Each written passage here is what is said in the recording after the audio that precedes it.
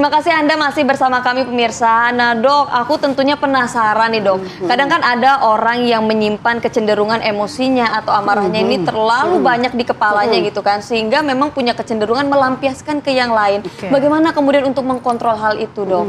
Oke. Pertama yang paling penting dikenali dulu. Sebenarnya marahnya tuh dari mana? Karena seringkali misalnya di kantor dimarahin sama atasan, banyak beban kerja yang tinggi banget, terus udah capek, nyampe rumah yang kena semprot anak atau pasangan gitu.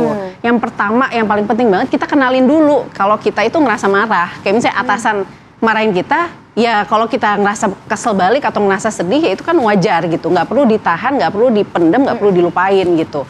Kemudian setelah kita kenali, dan kita identifikasi ini sumbernya dari mana sih marahnya, sebenarnya saya tuh keselnya sama siapa gitu. Setelah itu ya baru disalurkan emosinya. Nah tapi kebetulan ada fakta mitos nih dok. Benar nggak sih kalau misalnya memahami nilai-nilai religi ini akan melembutkan hati, kemudian juga bisa membangun mental yang positif untuk bisa menjalani hidup yang berkualitas. Fakta atau mitos dokter? Oke. Ini fakta tapi tergantung orangnya. Oh tergantung orangnya. Kenapa tuh dok? Kalau orang yang memang nilai-nilai spiritualitas ini penting untuk dia dan dia bisa memahami dan menghayati dan menjalani sehari-hari, itu menurut studi memang itu berdampak positif pada kesehatan mental. Karena kan nilai-nilai kayak sabar, terus punya harapan dari Tuhan gitu, punya makna hidup, hal-hal seperti itu tentunya berkontribusi ke kesehatan mental yang positif. Tapi balik lagi, apakah orang itu spiritual atau enggak? Apakah nilai religi itu penting untuk dia atau enggak? Kalau misalnya memang iya ya bisa membantu, kalau misalnya enggak ya mungkin bisa dengan cara yang lain gitu. Nah tapi dok, jika kita menyimpan luka-luka yang sudah berlarut-larut dari tahun lalu, susah untuk move on, ini ada nggak sih dok efeknya gitu terhadap diri kita secara mental maupun fisiknya? Ada banget dua-duanya, mental iya, fisik iya. Kenapa tuh dok? Apa tuh? Bayangin kalau misalnya ada suatu hal yang kita pendam dari dulu, apalagi dari kecil. Betul. Terus misalnya apalagi kalau numpuk-numpuk ya, terjadinya berkali-kali, itu mempengaruhi pertama mental kita. Misalnya ya kayak tadi, energi si emosinya ini tidak terkelola dengan baik, tidak disalurkan, jadinya dipendam.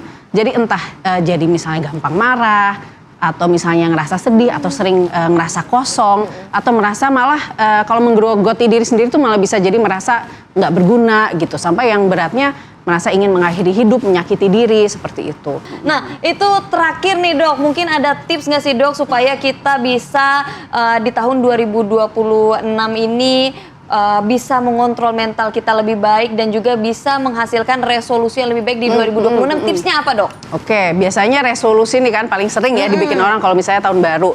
Yang pertama, motivasinya dicari yang internal, yang benar-benar penting buat diri kita sendiri.